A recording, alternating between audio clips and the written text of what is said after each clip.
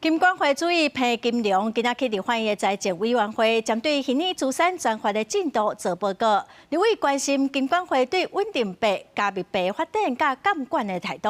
潘金龙是表示讲，未来会采取甲对金融机构相同的高度监理，嘛强调讲今年的进行洗钱防治金融检查，嘛已经有对11间币商罚超过1,300万。有关稳定货币，真侪国家拢赶紧要立管。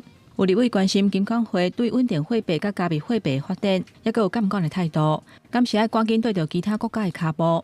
潘金龙讲，虽然无赶紧，嘛无想要比人较慢，也是希望用谨慎甲照步来的方式。有关甲虚拟资产的业者金融检查有发现3大缺失，甲11间业者罚1,300万。针对这点，潘金龙嘛作出回应。审查措施通报有主观上的落差，如果是任何的缺失，他的动机我们不会知道，但是我们会针对他的缺失，我们就按照我们的规定，该处罚、该纠正、该管理就加以执行。潘金龙讲，3月份开放登记虚拟资产业者，9月核准交经，过程当中有真侪业者互淘汰。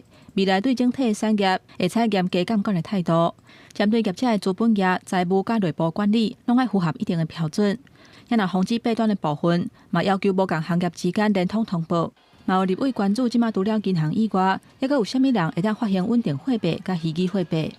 稳定币的部分有没有可能交易所啦或其他的地方可以有发行？像刚才我们没有在法律上把它限说，但是我们在很多公开的场合，我们说我们基于审慎的态度，我们会优先的由金融机构来发行。潘金龙表示，针对国际业者敢会当入来台湾，金管会是抱开放的态度。若是有外国的虚拟资产业者来申请，爱看专法通过了后，若是有明确的规则，才考虑敢要开放。记者综合报道。